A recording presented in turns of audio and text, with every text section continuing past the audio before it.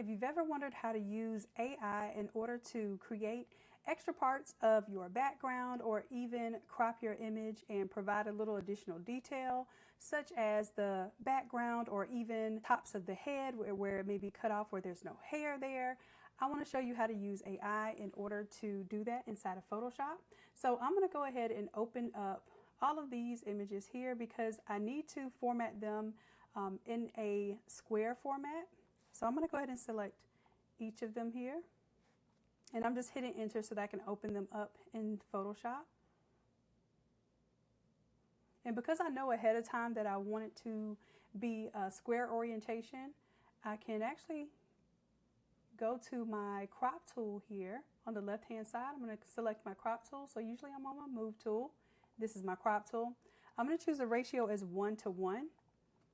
And then what I'll do, since I know it's going to be 1:1, I'll decide whether I want to crop in or crop out.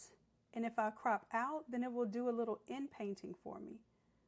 And if I want to kind of show that edge there, I'll do that. Now I can hit Generative Expand and then Generate. Now that is called the contextual taskbar down there. So if you do not see that contextual taskbar, I'll show you in just a second how to make it appear. And right now I'm in Photoshop Beta, but you can also find this function on the regular Photoshop as long as you have the updated version of Photoshop. Now you'll see here that the Generative Expand gave me a couple of, or actually gave me exactly 3 options here. You can click on those and choose which one you like best. I'm going to go ahead and choose option number 1. Now what I do is I right click and I go ahead and merge down. That way this becomes one image, and now my image is ready to go. If I need to clean up or do anything at this point, I can, but this one looks good to go. So I'm just going to do Control S to save. And then I'm going to go ahead and close out of that one by doing Control W. Now this one is almost square, but not quite, and I don't want it to cut so close to her head. So I'm going to make this one square as well. That way they fit perfectly on my Canva that I have these little artboards on Canva where I make really quick MP4s and GIFs of my designs. So this is why I'm making them all square. I'm going to go ahead and generate here, and you can see it's not just a regular white background. You see some shading there, and it will pick up parts from the original image and guess what should go on the outside here. And as you can see, it even extended this little shadow from the pom-poms here. That looks good. I'm going to right click, merge it down. Now while I'm here, I'm also going to go ahead and see if I can get rid of this extra shoe. And what I use is the lasso tool here. And I just drew loosely around the shoe. Make sure that you capture the shadow of that shoe and the shoestrings there. Otherwise, it'll think that you just want a different shoe and it won't look to generatively fill this. So I'm going to hit Generative Fill and then Generate.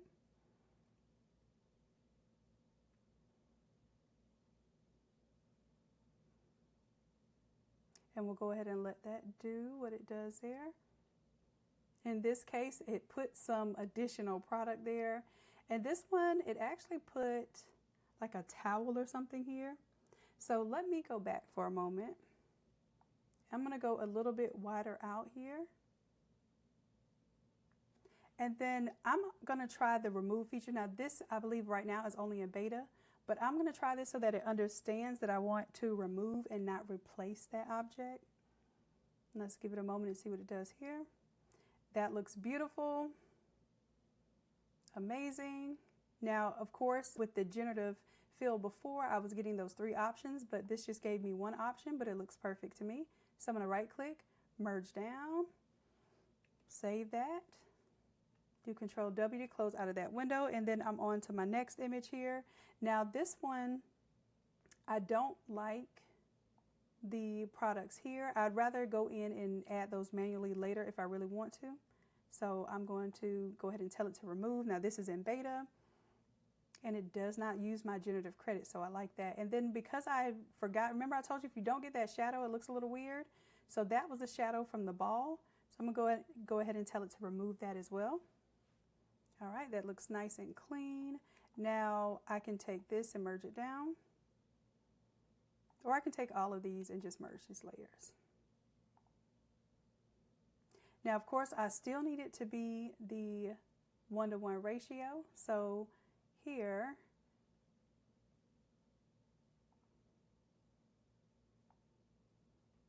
I can decide if I even want to include the top there.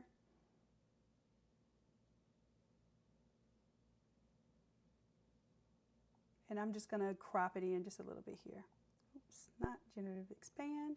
Because I'm just cropping here, no, I'm cropping in. I am adding Generative Expand here because I need a little bit more data here on the sides. All right, and it looks like it filled that in perfect. I can flip through my other iterations and see if that's better. And I think number 2 looks best. Let's go ahead and merge that down. Go ahead and save my work, and then I will close out of this window. And here I'm just going through the same old steps. I'm just prepping these, so I figured while I was prepping these images, I might as well go ahead and do a demo of how I do this in my everyday projects. That way this becomes a resource that you can learn from as well. If you want to see more videos like this, where I break down tutorials of some of the ways that I'm creating projects, whether it be for a class that I'm teaching, this is for a class that I taught last week, or this week, this was AI 88. So what I'm doing is I'm cleaning up these things, and I'm showing you how I clean up the images that I get outside of that course. So if this is something helpful to you, let me know in the chat or in the comment section, and then that way this can be something I do more often. All right, now this one looks like it gave me a little repetitiveness outside this side here, so let me see. That one looks better. I think number 2 is the winner here. Let's right click and let's go ahead and merge it down. Now here I am missing a letter S for this school here, but let's see what I can do about that. I'm going to see if I can. I'm going to do an object selection tool here, and I'm just going to hover just over this pom-pom for a good deal of time, see if it doesn't separate the pom-pom. So since it doesn't, I'm going to use my lasso tool to get around that.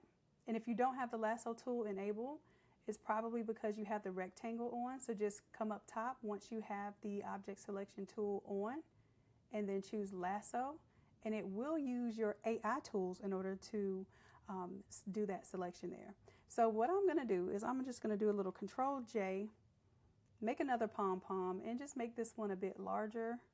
Why? Because I kind of want to cover up the fact that that letter is missing, rather than the other thing I can do is I could remove the words from here and retype the words, but I'd rather go ahead and just show you an alternative way as well.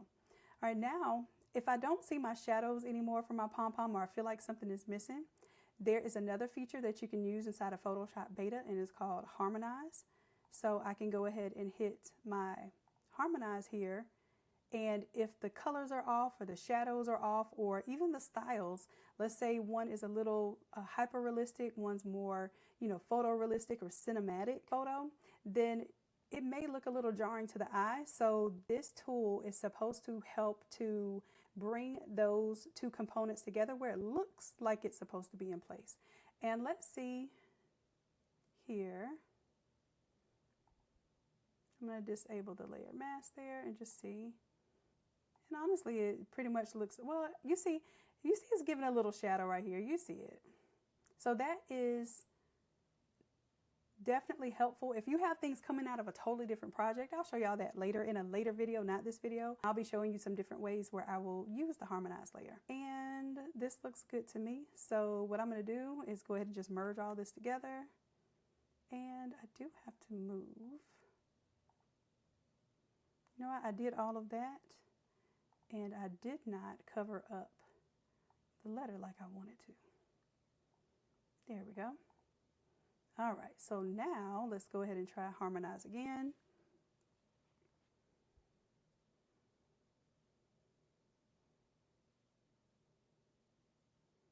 And it is giving you a disclaimer that the feature is still learning. Results may vary. Your feedback is appreciated.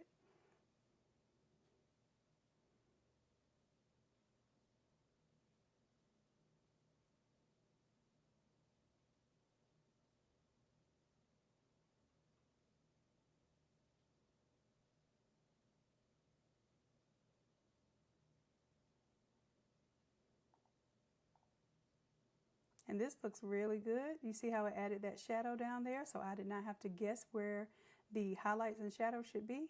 That looks great to me. I'm going to go ahead and just merge all of this together. Go ahead and save and then close out. Again, I'm on my crop tool here. This one's already square. This one's perfect, so I can just save it and close out.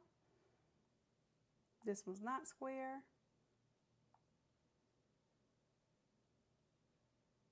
And I see her pants look a little high water right there, so I'm going to stop right before those pants. So if I ever want to extend it again, then it will probably extend the pants instead of showing me that part of her leg. So now I'm going to hit Generative Expand and generate.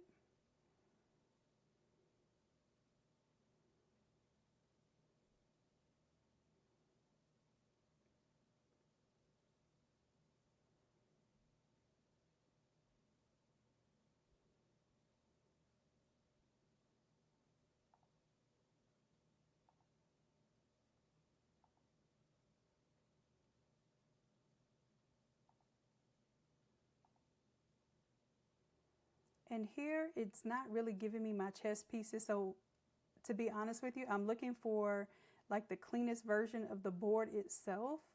And then if I were going to go in and edit this board, then I would, of course, probably edit some of those pieces as well. And this would have to be done in Photoshop using real Photoshop techniques. But for the most part, this at least gives me the edge of that board I don't have to recreate, and also this background here. So I'm going to go ahead and merge that down. And just for the purposes of what I'm doing for right now, using these as examples, this is going to be fine for me.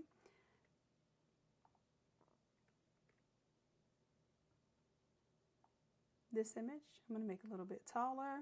Same thing here. You're going to see that checkerboard be an issue here, but at least you get to see the full extent of what this AI generative tool can do, what it cannot do, and ways that you may even be able to use hybrid, of course, using some of the generative AI, plus understanding how to create and modify images in Photoshop.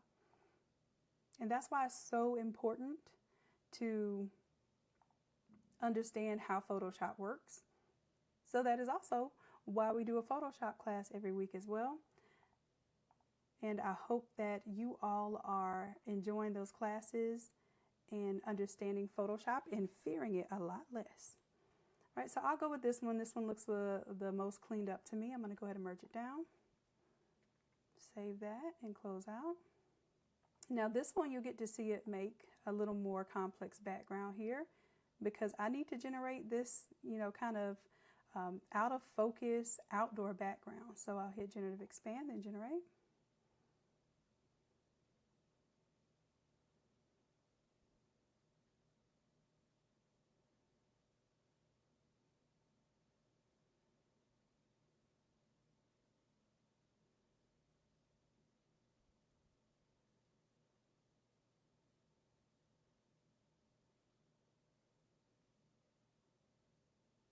Uh-oh, it's saying that it's not responding.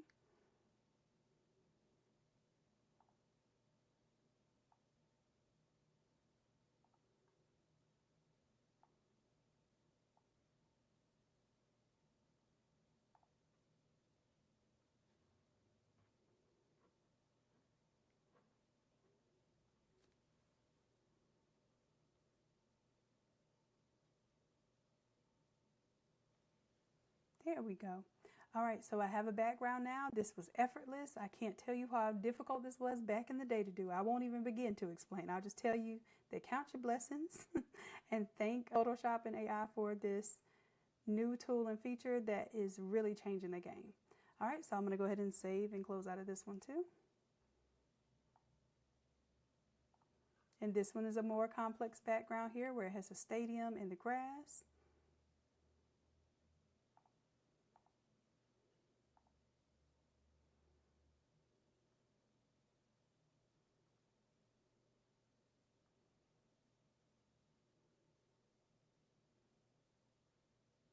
Beautiful output here. Let me just check to see if one iteration is better than another.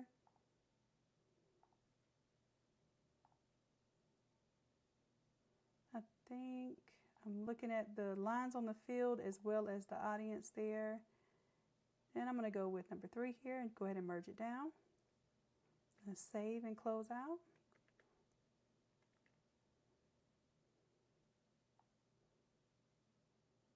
And these are AI photo shoots that we did. So if you didn't get a chance to join in on AI class number 88, we created all of these in that class. And then we did a face swap to make sure that our model looked like the original image. And this was a way that we were able to do a virtual photo shoot so that we can get some high quality, great images. Let's say, for instance, these are the replacements for senior photos or even invitations that need to be made ahead of time. So a lot of times you need assets before the event, right? So you need some nice photos that you can use for invitations or maybe even the event props and backdrops and that sort of thing. And these are perfect ways to do this without an actual photo shoot.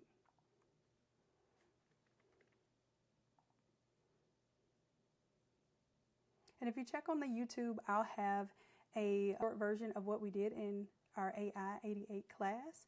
That way you get at least a taste of what we did during that hour-long class.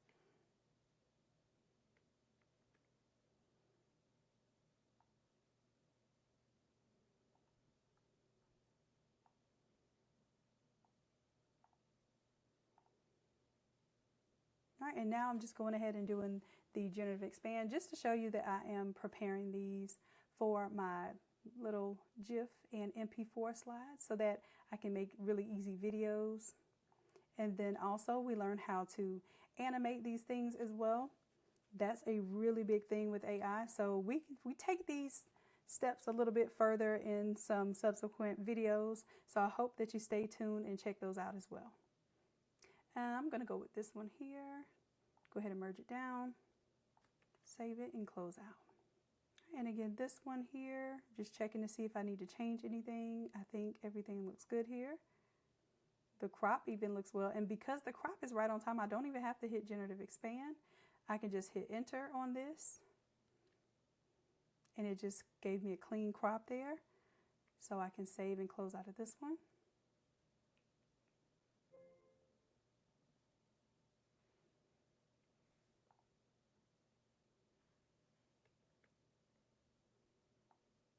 And we will need to generate a little background here. So I am making it square. And this time I will hit Generative Expand, generate that.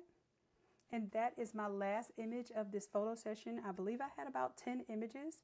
So I wanted to go through them all with you just so you can see. Sometimes you will have to do a little bit of tweaking with Photoshop after it does the generative AI. But for the most part, I almost had to do no work in order to make these formatted for the scale that I want. Now go ahead and merge that down, save that. And as promised, I'm going to show you how to get to this taskbar that you see here. If you go to Window, you'll see that the contextual taskbar, I'm hoping one day they will name it something that people will remember a little bit better. But the contextual taskbar is what it's called. So if you do not see it, and I'm going to intentionally take mine away, you can go up to Window, down to contextual taskbar and click on it. And that's where this feature will set up. And in future videos, I will show you how to adjust the colors, remove backgrounds, and do some other things with this tool down here. So please stay tuned, like and subscribe, and make sure that you hit the bell for notifications of when I drop another video. I hate you and I love you dearly. And until next time, bye.